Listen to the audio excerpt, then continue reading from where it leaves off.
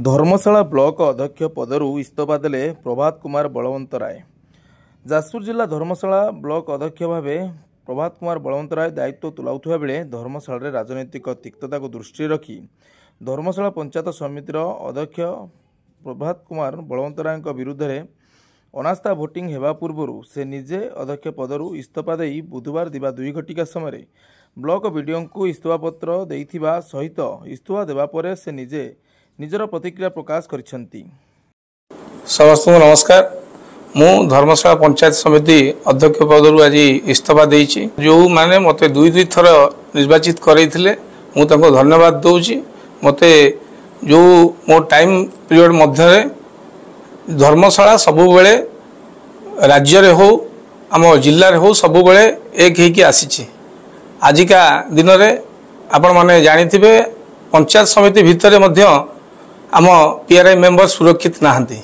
सरकार परिवर्तन परे धर्मशाला परिवर्तित परिस्थिति डेवलपमेंट तो दूर कथा पीआरआई माने मध्य ब्लॉक मध्य सुरक्षित नाहंती। जार विजुअल आपण माने आगुरु देखिथिबे निश्चिंत। मोर क्षमतार आवश्यकता नहीं। मोर क्षमता पाई मु मोर पीआरआई मेंबर भाई भौणी को असुविधा पकाइबी नहीं। धर्मशाला रे एही बळी जेभली गुंडाराज और लुटतराज चली एवं सरकारी अधिकारी माने आखि बुझी देइछंती सेतिपई आज मो पदवी इस्तीफा देइछि। एवं आपण माने जानिछंती विगत दिन रे 2017 रु आज पर्यंत कार्यकाल समय रे सबु बेले 1-2 पोजीशन रे थाओ। किंतु जेबे नुआ सरकार आसिला परठू वर्षे 4 मास बीतिलाणी किंतु वर्षे 4 मास भितरे कोनोसी कार्यक्रम करि दिया जाउ नाही। आपण जानिले आश्चर्य हे गोटे गोटे पंचायत रे पीओ को गोटे मासरे 2 थरु 3 थर बदली करा जाउछि। जे माने पंचायत को जाउ नाहंती आमे निर्देश देला परे कोनोसी काम हो नाही।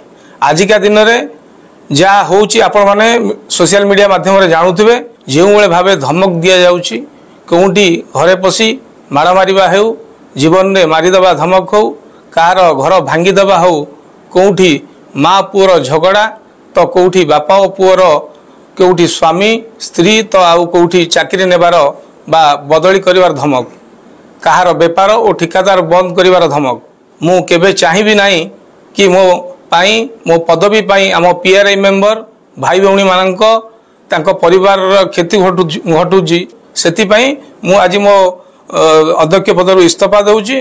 विगत दिन रे जो भल पाइबा और सहयोग आपण माने देइछंती मु थिबा जाए मु निश्चिंत भाव रे धर्मशाला जो 45 गोटी पंचायत अच्छी समस्त काम करी कार्य आगु धर्मशालावासी करी एवं लड़ाई जारी रखी। नमस्कार।